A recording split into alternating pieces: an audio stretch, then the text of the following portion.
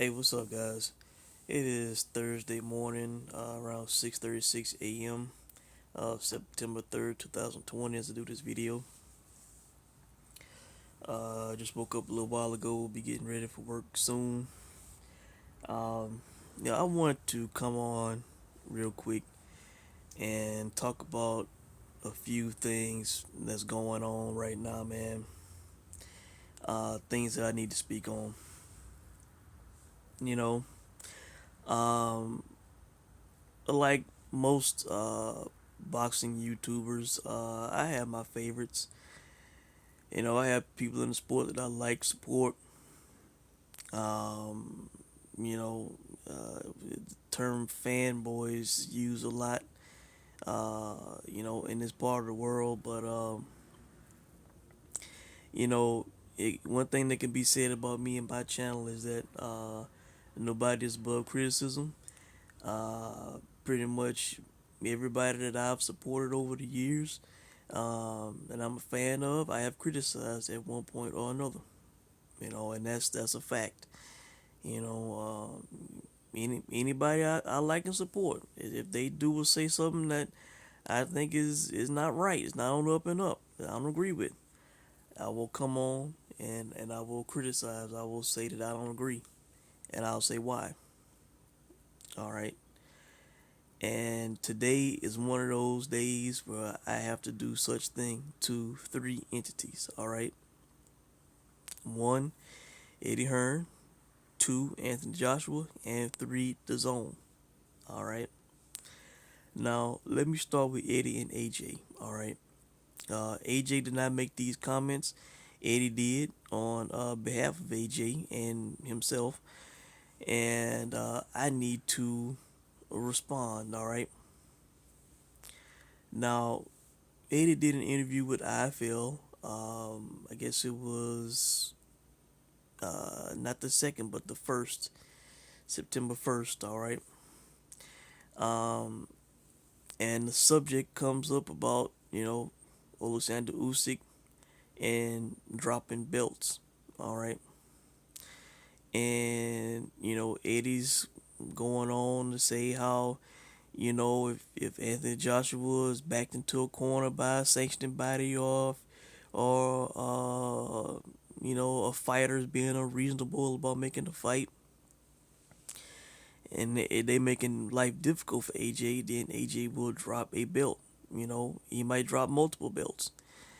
Um, you know, Now it seems that fighting Tyson Fury is more important than being undisputed.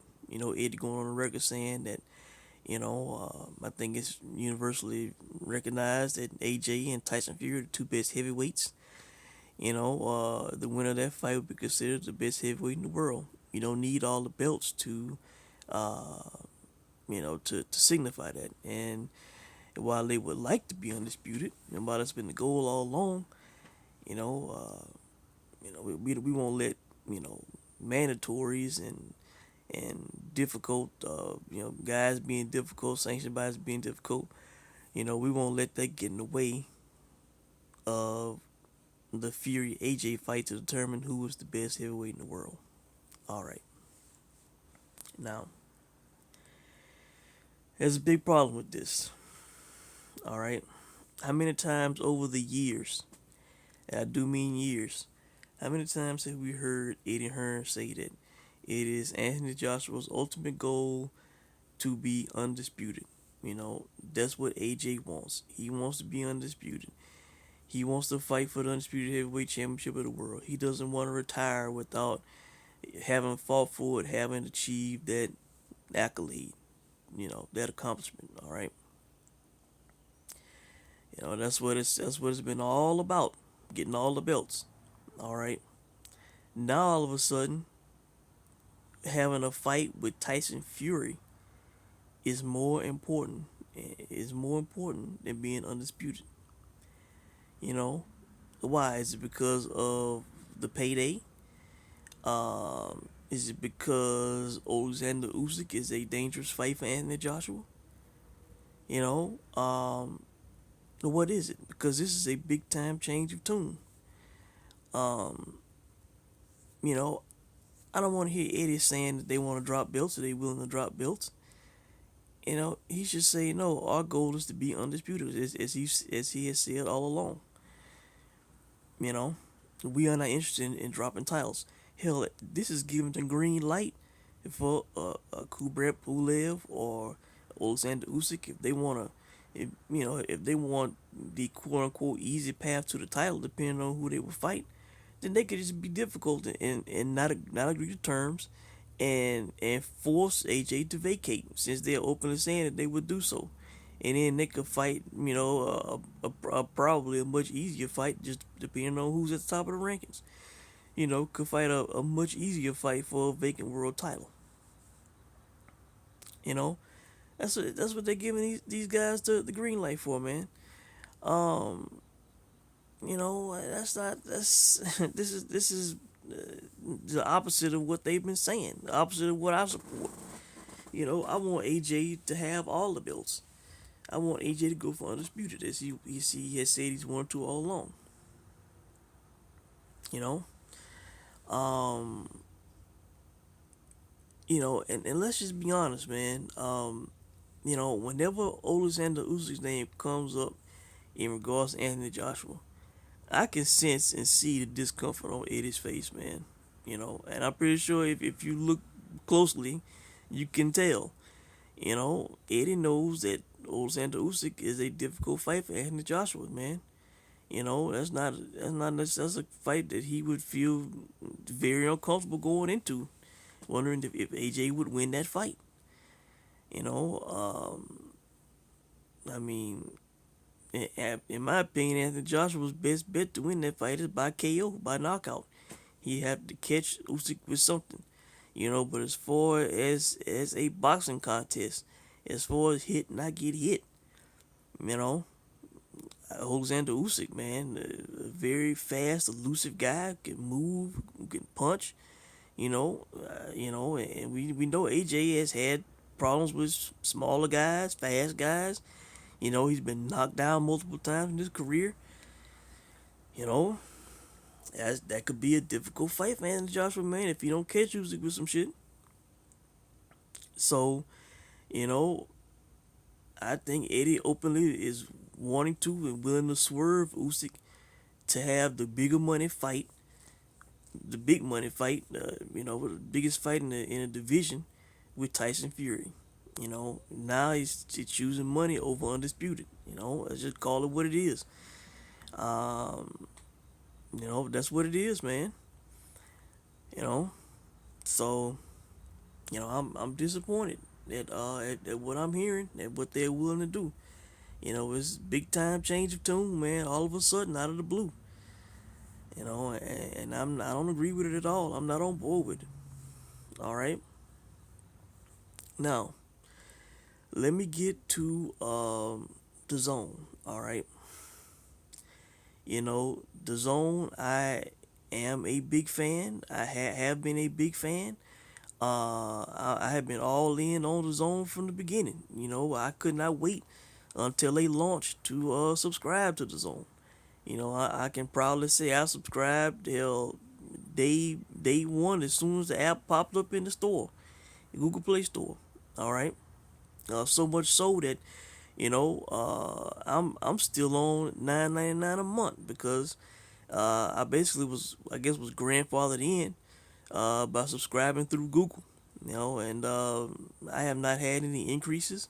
I could unsubscribe and pay $100 and save $20 a year, but I like that my profile says that I have subscribed from the very beginning. All right, so I like what they have done. They don't charge us pay per view like ESPN Plus, which is garbage. Just gouging us over at ESPN. Um, they have given us good quality content. Pre-pandemic. They made great investments in the sport.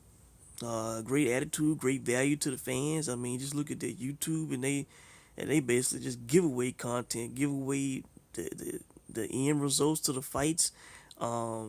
They give out a lot of their fight library. With Mayweather fights and De La Hoya fights, and I mean all sorts of fights, man. Canelo fights. So I have been a big time advocate for the zone, man. Stomping the, just screaming to the mountaintops for the zone. All in with the zone. All right. Now the reports have come out that the zone is being difficult with Canelo and Golden Boy. They want Canelo to take half of his $35 million guarantee for his next fight. They are trying to claim that Canelo is not living up to his contractual agreement or obligation to have a once a year have a what they call a quote unquote premier fight. And this is all according to Mike Coppinger now, who has reported this. All right, and I kind of wanted to wait and hear, see if another side of the story was gonna come out, if the zone would come out and make a statement, or if Eddie would come out and kind of make a statement or something, somebody from the zone would make a statement. Yeah, because I would like to hear their side of the story too, and maybe they will make a statement. But I want to go ahead and comment on what has been reported. All right, whether this is true or not, we will see. All right, but as of now, nobody from the zone side has come out say that it's bogus, that we'll pay Canelo his money, all this and that. All right, so the zone is being difficult with the money. In my opinion, they are the ones that are not living up to their contractual obligations. You sign the guy to a guaranteed contract. You're gonna pay him so much a fight. That's what they need to do. Um, the zone has aired the Rocky Fielding fight, the Jacobs fight, and the Kovalev fight. All right. As far as I know, they had to approve those fights. They ultimately aired those fights on their streaming service. You know, so they had to agree to those fights. I would think so. To air, they had to approve them. You know, so I don't understand what they're saying now. The Rocky Fielding fight, yeah, I thought that was, I mean, for 32 or 35 million, whatever they gave him for that fight. I thought, man, that was, I mean, that was quite the fight to have to get that kind of payday. But at the same time, Canelo had just come off the Triple G fight, the second Triple G fight, which was in September. He basically had what, October off, then November, December, 2 months or so to get ready for that fight. So he did not have much off time at all. They wanted to go ahead and put on an event, sort of make a splash, have Canelo fight. I viewed that as kind of a sweetheart fight, kind of like a welcome to the zone type fight. Like we giving you this big time contract. The first fight be kind of a fight of your choosing. They basically did Triple G the same way with Steve Rolls. You know, I mean, he got to $100 million contract. He fought a guy in the first fight that we had never even heard of. At least Rocky Fielding was a world champion. At least Canelo was moving up in weight and challenging himself in that fashion, fighting a much taller guy in Fielding. You know, so I will say that Canelo had a better fight than Golovkin and Steve Rolls. Also, Danny Jacobs, there was a unification fight. Danny Jacobs was one of the best middleweights in the world at that time. And I'm not saying now because he's moved up to 68. And the Kovalev fight was a fascinating fight. Canelo challenging himself, going up to 75. To fight a legendary light heavyweight. People want to say, "Oh man, Kovalev was a shot fighter or whatever." I would say I would agree that he wasn't in his prime. He's not in his prime anymore. But at the same time, the guy had just defeated, a young, strong, dangerous Anthony Yard. Stopped him. So he might not be in his prime, but damn, he can still win a fight. He's still dangerous, and in the Canelo fight, that was a close fight up to the stoppage. On my scorecard, that fight was very close. I credit Canelo in that fight. He had two good fights in 2019. So I don't agree with this with what they are saying. That like he's not like he's taking all these easy fights or something. The guy he's just good, man. He just made Danny Jacobs look bad. And he had the skills and adjusted to knock out Kovalev. You know, so I don't see what Canelo was doing so wrong. Um, and this is bad, guys. And I want to talk about this, and this is really the main reason I want to talk about this. All right, the zone is they are doing something very very dangerous, man. This is very bad what they're doing for their business. For the long term, this is not good, man. And I have not heard anybody else talk about this, but I'm gonna talk about it right now. All right, because it needs to be pointed out. All right. I am not a PBC supporter. I am not a Al Heyman supporter. I'm not a Mayweather fan. I'm not a Steven Espinosa fan. I am not a Shelly Finkel fan. But I tell you, man, the zone is giving these guys, everybody that I just named, they are giving all of these people, man, the ammunition, to load their guns and point at the zone and take shots and say, "See, we told you so." You know, to bury the zone, man. For any potential prospect or fighter, a free agent that they could sign, you know, they say, "Hey, why would you want to sign with the zone, man? They don't live up to their contractual obligations. They'll sign you to a deal, and then they'll want to pay you half. Look at what they did to Canelo, the biggest star in the sport. He was the top pay-per-view guy. He left pay-per-view, went with them, and then they wanted to cut his money in half. The guy could have stayed on pay-per-view and kept making the money that he was making. He could have made more than the half that they wanted to pay the guy. You know, here with us, we promise to pay you everything that we sign you to. Let me throw Top Rank in there also. They could say the same thing. With them and ESPN, ESPN Plus. Sign with us. We're gonna live up to your contractual obligations, pandemic or not. Over at the zone, they wanted to cut the guy's money in half, man. They had him signed to a guaranteed contract. Steven Espinosa, Showtime, same thing. You know, and this is bad, man. This is bad for guys like me who was supporting Eddie, supporting AJ, supporting the Zone. Who criticized Deontay Wilder for turning down $100 million guaranteed contract, or 120 million, whatever he wanted to choose, or if he wanted to negotiate with the Zone to get more money. You know, it's making guys like me look bad, look foolish, and it's making guys like Shelly Finkel look like a genius. Say, "Aha! See, I told you so." They didn't have the money. If we would have signed that deal, that to fight Joshua, to have these fights with the Zone, first off, they said that Joshua, he lost, and that messed up the deal. Which, I said, hey, it was still a guaranteed deal. They could have fought other fights and then fought Joshua later. Which is true. All right. They still could have worked that deal out. It's not like the deal was just evaporated. If it was a guaranteed deal, not in my eyes, it should have been backup plans if Joshua had lost, or whatever. But Shelly Finger can say, you see, if Deontay Wilder would have signed with the Zone, who's to say that we would have got the money that they promised us? Now they don't want to pay Canelo, you know, and how can I argue with that? How can I say that Shelly Finger making excuses? They ducked the fight. They didn't want it all along. How can I say that?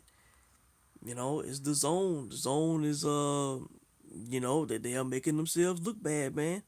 making themselves like an organization that you cannot trust, and they're not gonna stand by their contractual agreements. It's bad, man. That is bad. You know. So I wanted to point that out, man. For the future of their business, this is not good. From a public relations standpoint, this is not good, man. And it has to be said. I gotta call it as it is. Um, AJ, Eddie, DAZN, I'm hearing bad things, man. These are not good things. Um, you know, uh, the Deontay Wilders and the Shelly Finkles and Haymans and Espinosas and all these types, Mayweathers, they sitting back laughing and shit, man. Top rank, sitting back laughing, and in the future say, why would you want to sign with them guys? Why would you want to do business with them guys? They're not gonna live up to these big numbers they putting out there, talking about they're gonna pay fighters and stuff. They sign you, then they want to, just pay you half. You got to go to court to try to get your money. It's bad, man. And hey, if PBC was doing such things, I would come on and criticize, man, and say, and see how they are not doing well. They're going out of business, or they are not living up to what they saying they're gonna pay fighters. So I got to do it with DAZN. So and we gave the smoke to Deontay Wilder, preventing undisputed. Now we got Eddie and AJ, talking about they willing to drop belts to fight Tyson Fury. Now it's more important to fight Fury than be undisputed. Sound like you want to swerve a dangerous fight with Usyk to me. Sound like it's all about the money to me. You know, what's the more important accolade to have? When it's all said and done. Anthony Joshua, former undisputed heavyweight champion of the world, or Anthony Joshua, the guy who beat Tyson Fury in a big fight. you know, so I think that's it, guys. I just want to, kind of talk about these things, man. Let me know what you think, man. But for people that I support, entities that I support, it's not good, man. And nobody's above criticism here. So let me know what you guys think, and I'll check in soon. Thanks for watching.